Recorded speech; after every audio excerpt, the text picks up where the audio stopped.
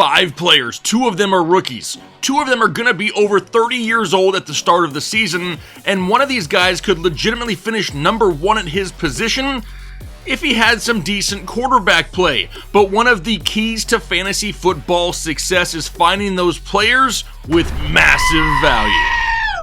What is going on, Headliner Nation? Hopefully everyone is doing well out there today, and I hope you're ready to discuss 5 players with massive value in 2025 fantasy football. No one in today's show is currently inside the top 15 at their position, but they have a chance to be. We got 2 running backs, 2 wide receivers, and we're going to keep it classy and finish things off with a tight end at the end. Now we're going to go ahead and dive right in, so do me a favor. Hit the like button if you enjoy skipping the foreplay and getting right to the...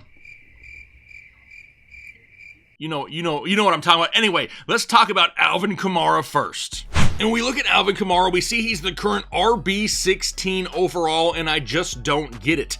8 seasons in the NFL, and he has finished higher than RB16 in 7 of the 8 seasons. He's coming off a career high in touches, and the best overall season he's had since 2020. But he did all of that even while missing 3 games last year, which may be the biggest knock on Alvin Kamara. He just seems to miss a couple games each and every year. He's never started every game in a season, and yes, that sucks. But do yourself a favor. Just draft Kendre Miller or Devin Neal after seeing who wins that backup role this offseason, and then you don't have to worry about it. Despite the injuries, though, Alvin Kamara has still had 55 plus receptions in 7 of his 8 seasons and has never had less than 1,160 total yards in a season in his career. But this is why he is such a value this year. New Orleans has the worst quarterback room in the NFL. Sorry, Saints fans, but it's true. This team is going to have to utilize the run game a lot to take pressure off the quarterback play. But there is a little bit of a silver lining here in the offense. It's new head coach Kellen Moore. 4 of the 6 years he's been calling plays in the NFL, he has had a top 10 rushing offense. And let's not just sit here and act like we need Alvin Kamara to go out and have some type of monster year to return draft value. If he stays right in the neighborhood of 60 receptions, which is where he basically is every year, he only needs 1,300 total yards and 6 touchdowns to return draft value. But in 5 of the 8 seasons he's played, he's had at least 75 receptions, which is way more than 60, and he's gone over 1,300 total yards in 7 of the 8 seasons he's played. So that only leaves touchdowns. Well, he's gone over 6 touchdowns in 5 of his 8 seasons he's played as well. Heck, don't forget, he's had 6 touchdowns in a game before. You're buying him at his floor, and you can get his insurance for next to nothing. Dirt cheap on draft day. Alvin Kamara in 2025 is a massive value. Now after him, it's Quinshon Judkins, running back of the Cleveland Browns, and he's currently the RB30 right now this offseason. And yes, it's possible for a rookie to have massive value right out of the gate. Remember, Nick Chubb is gone. He's in Houston, and we've already seen Jerome Ford before in this offense. But if they really wanted Ford to be the workhorse running back, they wouldn't have spent an early 2nd round pick on a running back in Judkins. Now don't get me wrong, I don't hate Jerome Ford, but let's be honest, Quinshon Judkins is way better. Over his 3 years in college, he racked up 4,227 total yards and 50 touchdowns. Across his 42-game college career at Ole Miss and Ohio State, Judkins never missed a single game, showcasing the type of durability he has. But he's also a burner. He recorded a speed of 22 miles an hour during a game against Kentucky just last season. He also ripped off 17 runs of at least 15 yards or more in his final college season.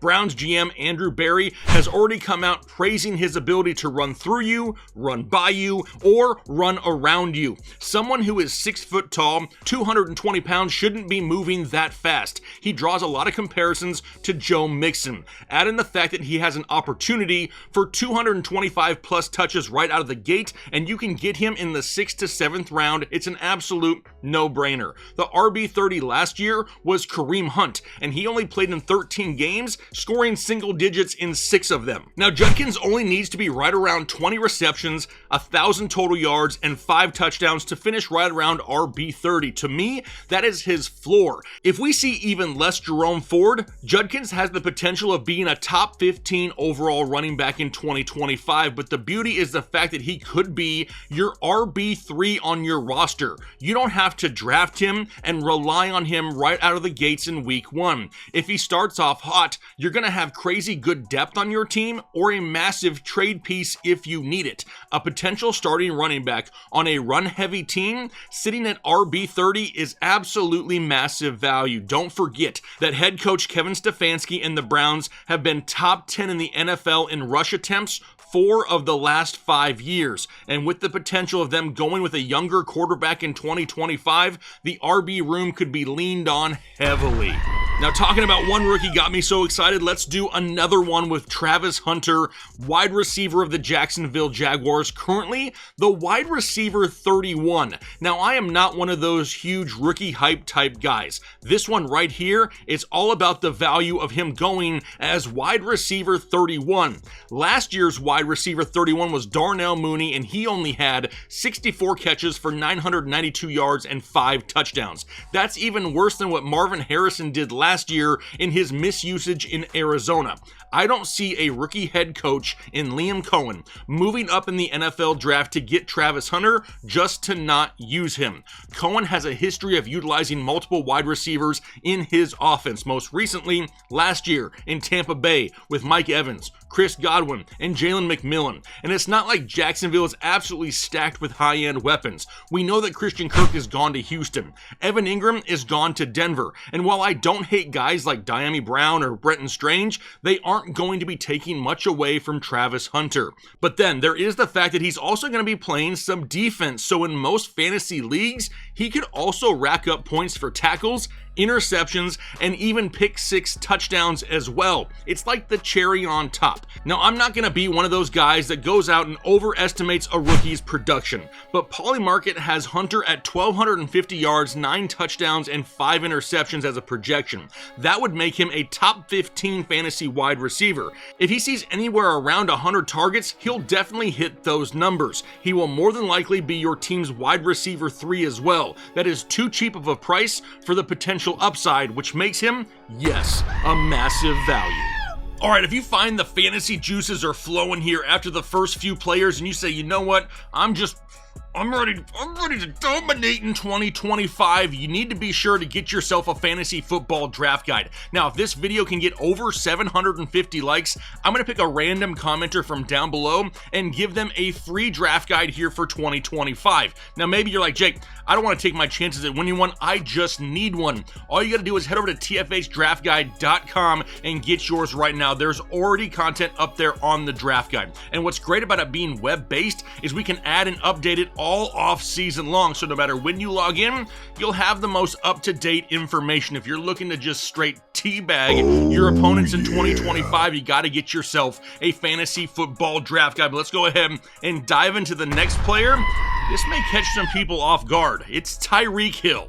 And I know some of you heard the name Tyreek Hill and kind of cringed a little bit, but he's currently the wide receiver 15 overall. After last year, the Dolphin weapons are cheaper than they have been in years, and I get it. We all saw what this team was like without Tua under center. And I think we can all agree that it's not a safe bet that Tua is going to be playing all 17 games all season. But Tyreek Hill has been a top 8 fantasy wide receiver 6 of the last 8 seasons. The 2 years he wasn't, he only played in 12 games in one of those seasons. The other was last year when Tua went down for 6 games. That led to Tyreek Hill finishing as the wide receiver 21. So it's not like it's some massive difference between wide receiver 15 and where he's being drafted right now. I'm just not ready to say that Tyreek is finished and forget about him at a price like this. Will I draft him early in the first round? Absolutely not. But right now he has a projected ADP into the 3rd round. That right there is a risk I would take. It's the deepest position in fantasy football. You can still grab 2 safer options as a core in the first 2 rounds of your fantasy football drafts.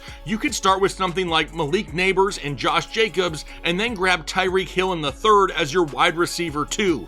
I am all in at that spot. There is a chance, though, that if Tua were to go down, it would be better than what it has been in years past. Right now, the backup quarterbacks are Zach Wilson and the rookie out of Texas, Quinn Ewers, both of which I would say are better than guys like Skylar Thompson, Tim Boyle, and Tyler Huntley, who we've seen in the past in Miami.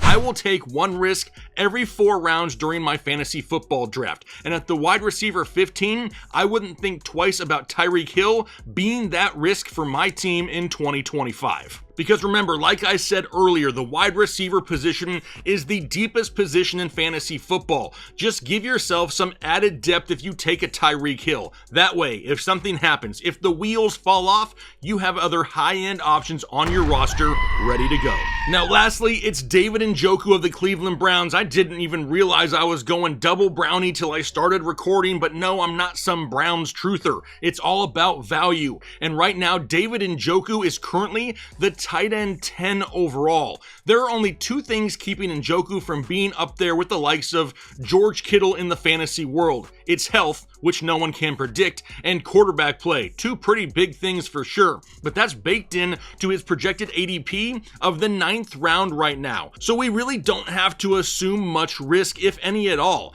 but we get the potential massive value, because one thing is clear: when David Njoku is healthy and on the field, he is one of the main portions of the offense in Cleveland. Last year, he averaged over 8.8 targets a game. That was the 3rd highest among all tight ends in the NFL. Only Brock Bowers and Trey McBride averaged more, and it was minimal. We all know that Cleveland isn't flooded with pass-catching weapons either. Aside from Njoku and Jerry Jeudy, it's only the likes of Cedric Tillman, James Thrashed, and a washed Deontay Johnson who's on like his 12th team in 3 years. So really, it's all going to come down to quarterback play. Well, right now, the starter there is Joe Flacco, and we've seen Joe Flacco and David Njoku before back in 2023. That season, Flacco started 6 games, including their playoff game. Over those 6 games, David Njoku racked up 56 targets, 47 catches, 483 yards, and 4 touchdowns.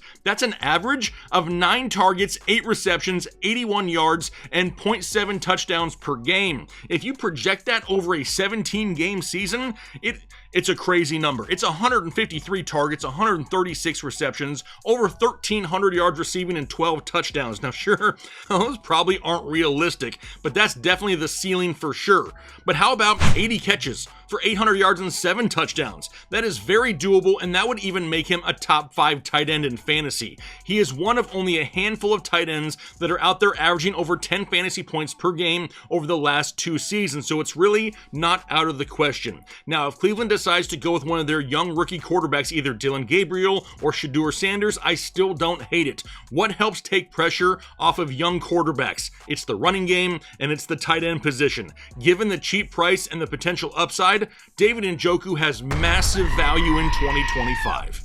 All right, so there you have a few players with massive value in 2025. Remember, do not ever enter a season in fantasy football and just completely have a player written off. Look at the overall situation. Everyone has a price on draft day. If you can get them for the right price and really minimize your risk, it is well worth the value most times. Now, do me a favor down below. You already got to leave a comment if you want to try to win a free draft guide anyway, but let me know which player you're looking at their value here this offseason. Who do you think has the best chance at outperforming their current ADP? But I'm going to go ahead and get after today. Hopefully you enjoy the rest of your day, and then most importantly, do your part to make the world a better place. Analytics, off the chain, all the channels, not the same. Jake and Kyle, you know the name. Headline Nation, we running